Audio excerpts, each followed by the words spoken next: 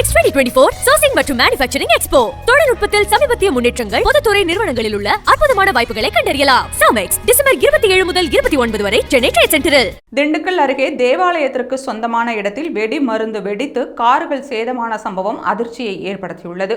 திண்டுக்கல் மாவட்டம் ஒட்டன்சத்திரம் அருகேயுள்ள மூலசமுத்திரத்தின் ரூபன் என்பவர் கார் குடோன் நடத்தி வந்துள்ளார்.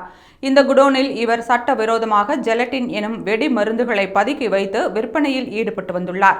இந்நிலையில் வியாழக்கிழமை அதிகாலை ஏற்பட்ட வெடி மருந்தில் ஏற்பட்ட உராய்வு காரணமாக ஜெலட்டின் மருந்துகள் தீப்பிடித்து எரிந்தன.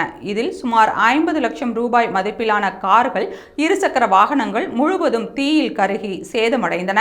தகவலறிந்து உடனடியாக வந்த மாவட்ட காவல் கண்காணிப்பாளர் பிரதீப் சம்பவ இடத்தில் ஆய்வு மேற்கொண்டார். அப்போது குடோனின் உரிமையாளர் மற்றும் வெடிமருந்தை பதுக்கி வைத்திருந்தவர்களை கைது செய்ய கோரி அப்பகுதி மக்கள் சாலை மறியல் போராட்டத்தில் ஈடுபட்டனர்.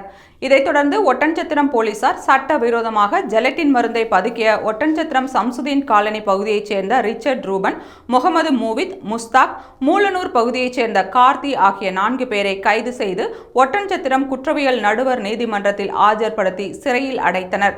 இந்த சம்பவத்தில் வெடிப்பொருட்களை எடுக்கச் சென்ற ரியாஸ் காயத்துடன் தனியார் மருத்துவமனையில் சிகிச்சை பெற்று வரும் நிலையில் மேலும் 2 தலைமறைவாகியுள்ளனர். அவர்களை போலீசார் தீவிரமாக தேடி வருகின்றனர். இந்நிலையில் ரிச்சர்ட் ரூபன் நடத்தி வந்த கார் குடோன் கிறிஸ்தவ ஆலயத்திற்கு சொந்தமானது எனவும் அதனை பங்கு தந்தை குணாளன் பாக்யராஜ் என்பவர் ரிச்சர்ட் ரூபனுக்கு வாடகை ஒப்பந்தம் பத்திரம் மூலம் பதிவு செய்து கொடுத்ததும், ரிச்சர்ட் அதை உள்வாடகைக்கு விட்டதும் விசாரணையில் தெரியவந்துள்ளது. மேலும் கார் குடோனில் சட்டவிரோதமாக ஜெலட்டின் குச்சிகள், வெடிகுண்டு தயாரிப்பதற்கு தேவையான மூலப்பொருட்கள் வைத்திருந்தது ரிச்சர்ட் ரூபன் மற்றும் பங்கு தந்தை குணாளன் பாக்யராஜ் ஆகியோருக்கு தெரியுமா என்பது குறித்து போலீசார் விசாரணை நடத்தி வருகின்றனர்.